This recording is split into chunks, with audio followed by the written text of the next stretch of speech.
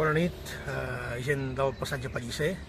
Moltíssimes gràcies per aquest sopar groc. Un altre sopar groc a Catalunya, una altra mostra de dues coses excepcionals que ens passen. Una dolenta, i és que això assenyala una greu anormalitat democràtica. Tenim presos polítics, tenim gent a l'exili, tenim perseguits per les seves idees, per les seves opinions, per les seves decisions polítiques democràtiques, però per altra banda assenyala també una cosa meravellosa, que és aquesta fabulosa cadena de complicitats, de solidaritat, de bona gent com vosaltres, que sap que hi ha de ser, que ens ha de fer costat.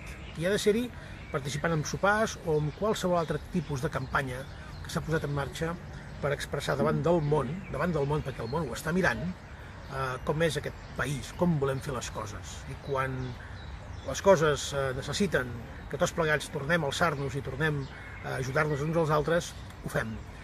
Gràcies pel vostre suport, ho necessitem molt. Espero, tanmateix, que ben aviat, en persona i en llibertat, tots nosaltres us ho puguem agrair. Bona nit.